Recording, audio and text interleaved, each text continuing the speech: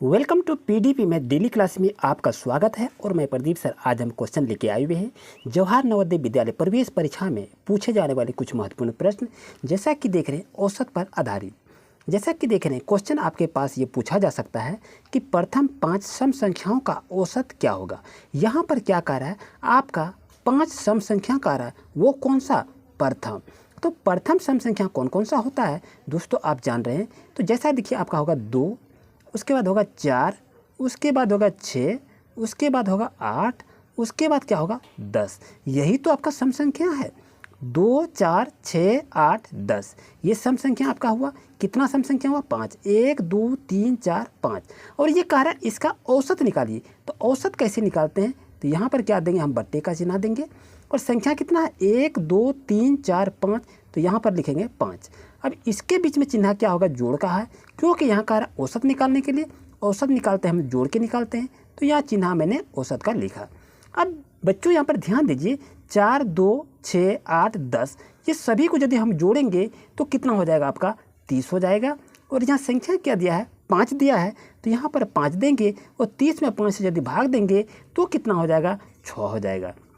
यानी प्रथम 5 सम संख्याओं का औसत क्या होगा। तो बच्चों आपका 6 आंसर है। तो ऑप्शन नंबर 3 आपके लिए सही है। ये क्वेश्चन भी आपके एग्जाम में पूछे जाएंगे। आइए नेक्स्ट क्वेश्चन पे। प्यारे बच्चों नेक्स्ट क्वेश्चन की यदि बात करें तो यहाँ पर क्वेश्चन क्या दिया है कि 10 से नीचे की विषम संख्याओं का औसत क्या होगा। क्या 4 होगा, 4.5 होगा, 5 होगा या 6 होगा। यानी कह रहा 10 से नीचे की विषम संख्या। तो 10 से नीचे की विषम संख्या क्या होती है बच्चों, जान रहे हैं। तो आपका होता है 1, 3, उसके बाद क्या होगा 5 होता है, उसके बाद क्या होता है 7 होता है, उसके बाद क्या होता है 9 होता है। ये सभी जो है ये विषम संख्या हैं। और इस विषम संख्या का क्या कार्य है, औसत। औसत क्या होगा, और इसको लाइन दे दीजिए। संख्या कितना है 1, 2, 3, 4, 5 संख्या है। तो यहाँ पर क्या लिखेंगे, 5 दे देंगे। अब ये बीच में प्लस का चिन्ह देंगे 2 अंक के बीच में, तभी तो हम औसत को फाइंड आउट कर पाएंगे। तो ये जोड़ते हैं 3, 1, 5, 7 और 9 को, तो बच्चों आपका कितना हो जाएगा, 25 हो जाएगा। और यहाँ पर देखिए 5 है, तो 5 से इसको भाग देंगे तो हो जाएगा कितना, 5 होगा। तो बच्चों कहने का मतलब ये है कि ऑप्शन नंबर 3 आपके लिए सही है। ये भी क्वेश्चन आपके नवोदय एग्जाम में पूछे जाते हैं, तो इस क्वेश्चन को जरूर से जरूर याद रखें। जैसा कि देख रहे हैं नेक्स्ट क्वेश्चन आपके पास है कि 4 संख्याओं का औसत 5 है। यदि इनमें से 3 संख्याएं 5, 9, 4 हैं तो चौथी संख्या क्या है।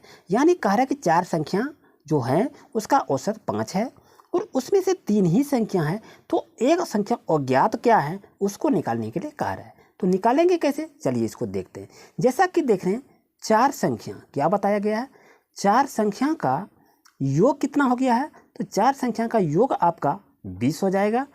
जैसा कि आप जान रहे हैं 4 और 5 है, तो 4 5 से 20 हो जाएगा। चलिए अब इसमें से कह रहा संख्या आपके पास क्या है 5, 9, 4, इसका हम योग यदि करें तो इसका योग कितना होगा, इसका 18 होगा। इसको ये जान रहे हैं। अब देखिए यहाँ पर आपका 20 है और यहाँ आपका 18 है। यदि इसमें 20 में से 18 को यदि हम घटा देंगे तो आपका चौथी संख्या क्या है वो निकल के आ जाएगा। यानी आपका 2 अज्ञात संख्या है। तो ऑप्शन नंबर 1 बच्चों आपके लिए सही रहेगा। यदि इनमें से करा 3 संख्या आपका 5, 9, 4 है तो चौथी संख्या क्या होगा, तो चौथी संख्या आपका 2 होगा। तो ये आपका आंसर रहेगा। तो ऐसे क्वेश्चन आप इस तरह से अध्ययन जरूर करें। जैसा कि देख रहे हैं नेक्स्ट क्वेश्चन आपके पास है कि 4 भाइयों का औसत उम्र 10 वर्ष है। यदि इनके पिता की उम्र भी जोड़ दी जाए तो औसत में 8 की वृद्धि होती है। तो पिता की उम्र क्या है, ये आपके पास 4 ऑप्शन है। तो आप बता सकते हैं कि इसका सही आंसर क्या होगा। बच्चों जैसा कि जान रहे हैं 4 भाइयों का, इसको बनाएंगे कैसे, ध्यान से इसको देखिए। 4 भाइयों का औसत उम्र कितना दिया हुआ है, तो इसका दिया है 10 वर्ष। यही तो कहा जा रहा है 4 भाइयों का औसत उम्र कितना दिया है 10 वर्ष, जो कि यहाँ पर लिखा गया है। अब इसमें से देखें तो 4 भाइयों की उम्र की कुल योग क्या होगा। तो यहाँ पर यदि देखें तो 4 का यदि कुल उम्र निकालेंगे तो कितना होगा, तो 10 चौक 40 हो जाएगा। क्योंकि 4 भाइयों का औसत उम्र ये लिखा है, तो यहाँ क्या होगा 10 चौक 40 हो जाएगा। यानी ये 40 वर्ष हो जाएगा 4 का।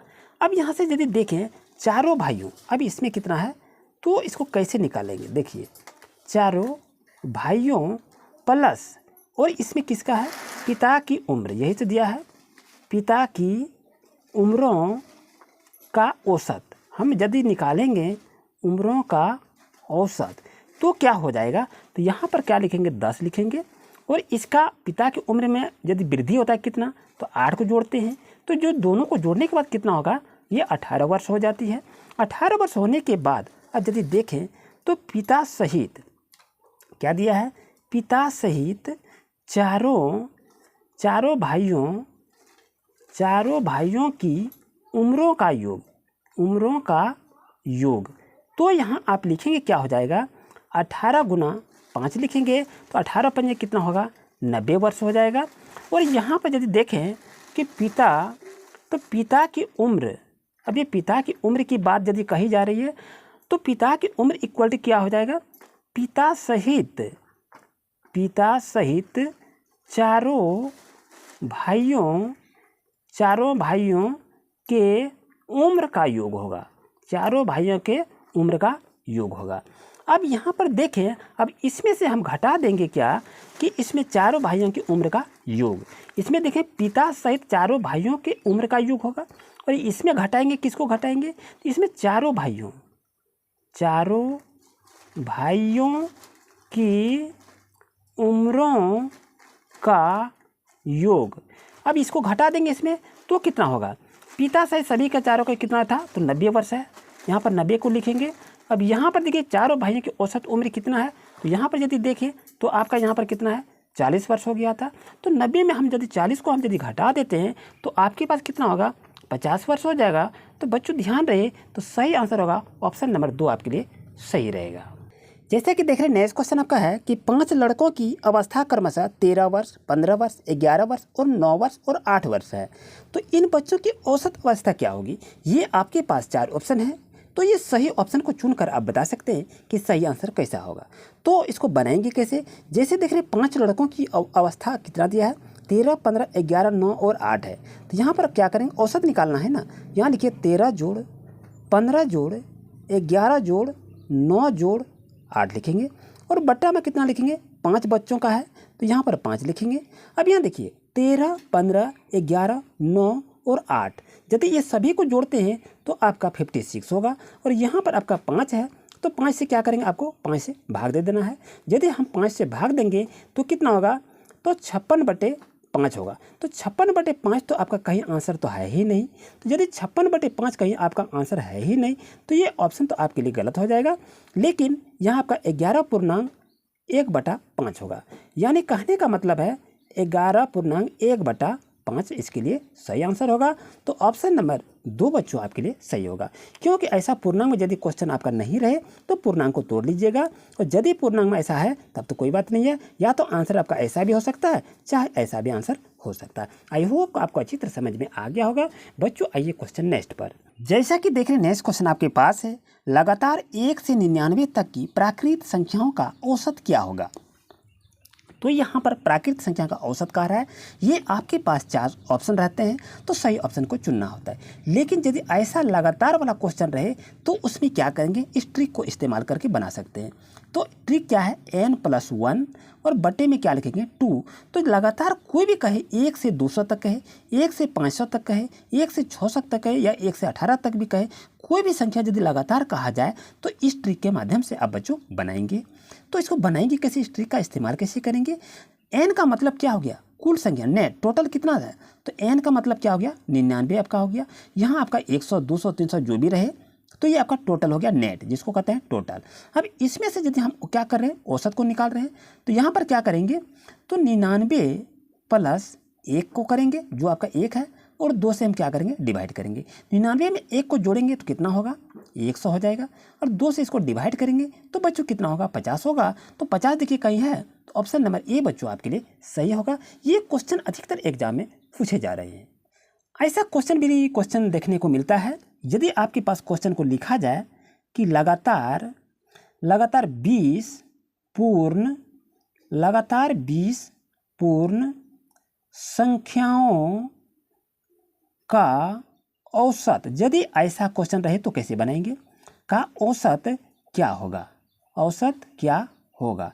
यदि ये क्वेश्चन आपके पास है और आपके पास ऐसा क्वेश्चन देने के बाद हम बनाएंगे कैसे, तो इसका ऑप्शन हम नहीं दे रहे हैं, तो इसको बना रहे हैं। तो लगातार 20 पूर्ण संख्याओं का औसत यदि कहा जाए तो यहाँ पर क्या करेंगे, तो यहाँ पर n-1 करेंगे और नीचे में क्या लिखेंगे, 2 लिखेंगे, तो आपका आंसर आ जाएगा। इस ट्रिक को इस्तेमाल करेंगे। लेकिन यहाँ देखिए, यहाँ पर पूर्ण संख्या की बात कही जा रही है और यहाँ आपने प्राकृत संख्या की बात कही। तो प्राकृत संख्या की जहाँ भी बात कहा जाए तो उसमें n+1/2 करेंगे और जहाँ पूर्ण संख्या की बात करें तो वो n-1/2 करेंगे। यानी प्राकृत संख्या में प्लस किया जाता है और पूर्ण संख्या में माइनस किया जाता है। तो n का मतलब कितना हो गया, 20 दिया है, यहाँ पर हमने 20 को लिखा, यहाँ माइनस है तो माइनस को लिखा, और यहाँ 1 है तो 1 को लिखा, और यहाँ पर 2 मैंने लिख दिया।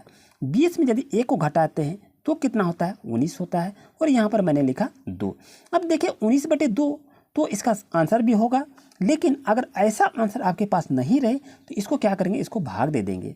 यदि आप भाग दे देंगे तो आपका कितना होगा, 9.5 इसका सही आंसर होगा। यानी एग्जाम में ये भी आंसर हो सकता है, एग्जाम में इसका ये भी आंसर हो सकता है। तो आप इस तरह से आप निकाल सकते हैं। आप कहेंगे इसको तोड़ के इससे कैसे निकालें, तो ध्यान दीजिए, ये आपका 19 हो गया, इसको हम 2 से भाग दिए, कितना हो गया, 2×9 18 होता है, 18 को लिख लिया, इसको घटा दिए, 9 में 8 गया 1, पॉइंट देके 1 0 किए, और ये क्या हो गया, 2×5 10 हो गया। तो बच्चों देखिए 9.5 हुआ कि 9.5, यही तो आपको बता रहे थे। तो इस तरह से भी आप बना सकते हैं, कोई दिक्कत नहीं है। बच्चों आज का क्लास कैसा रहा कमेंट करें और वीडियो को शेयर करें, और चैनल पर नहीं तो सब्सक्राइब जरूर करें। Thank you very much.